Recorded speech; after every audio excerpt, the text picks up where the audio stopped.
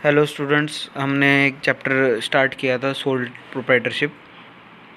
Sole proprietorship के बाद जो सोल प्रोप्राइटरशिप में हमने पढ़ा था कि जो एक व्यक्ति है वो सभी पूरे बिज़नेस का मैनेजमेंट करता है, उसी को सारे प्रॉफिट लॉस मिलते हैं, उसी को सब कुछ मिलता है, उसी को सोल ट्रेड कहा जाता है।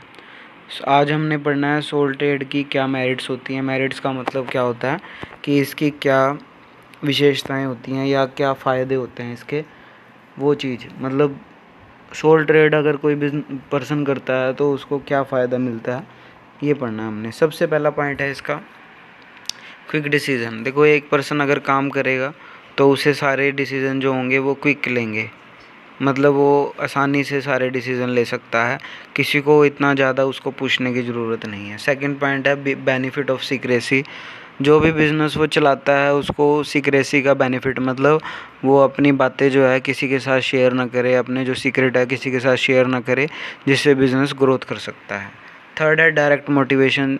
सोल ट्रेड के अंदर जो मोटिवेशन होता है वो डायरेक्टली मिलता है, मतलब जो पर्सन काम करता है वो सिर्फ अपने लिए करता है, अपने लिए सोचता है हमेशा, तो इससे क्या होता है उसको डायरेक्ट मोटिवेशन मिलता है।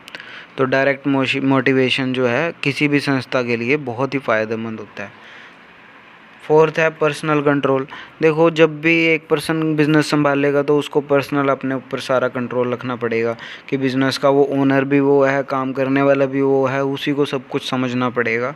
तो इसी को कहते हैं पर्सनल कंट्रोल करना। तो पर्सनल कंट्रोल बहुत ही ज़रूरी होता है। फिफ्थ पॉइंट है ईजी फॉर्मेशन। जो भी बिज़नेस करता है उसके लिए ईजी फॉर्मेशन होता है बिज़नेस को हैंडल करना। बिज़नेस को हैंडल करना बहुत ही ज़रूरी होता है, ईजी फॉर्मेशन करना बहुत ज़रूरी होता है।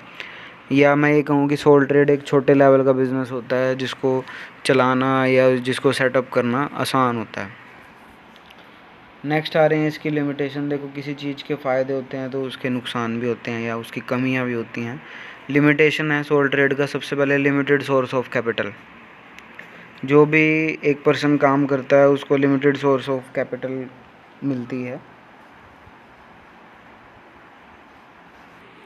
लिमिटेड सोर्स ऑफ कैपिटल में जो एक सिंगल पर्सन काम करता है, देखो जो सिंगल पर्सन काम करेगा वो थोड़े पैसे लगा के ही काम करेगा, क्योंकि उसके पास फाइनेंशियल स्ट्रेंथ के ऊपर डिपेंड करता है कि वो छोटा बिजनेस करता है। तो लिमिटेड सोर्स ऑफ कैपिटल होती है सिंगल इंडिविजुअल बिजनेस में। सेकंड है अनस्टेबल एग्जिस्टेंस।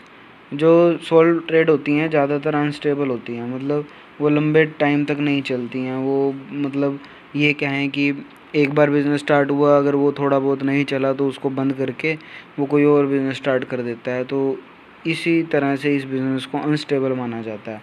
या मैं एक और कहता हूँ कि मान लो सोल ट्रेड है, एक व्यक्ति काम कर रहा है और किसी वजह से वो काम करने के एबल नहीं रहा, एक्सीडेंट हो गया या उसकी डेथ हो गई, तो उसके बिज़नेस बंद ही होगा, उसको कौन संभालेगा। तो ये अनस्टेबल एग्जिस्टेंस होती है। थर्ड है अनलिमिटेड लायबिलिटी। ये पॉइंट मैं पहले भी बता चुका हूँ पिछली क्लास में, अगर आपने ध्यान से वीडियो को सुना है तो आपको समझ में आएगा। Unbalanced liability.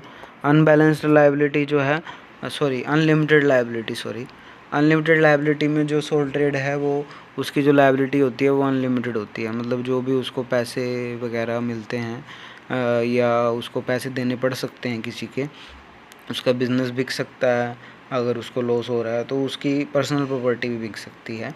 इसी को अनलिमिटेड लायबिलिटी कहा जाता है। फोर्थ है अनबैलेंस्ड मैनेजमेंट। जो मैनेजमेंट होती है वो अनबैलेंस्ड होती है।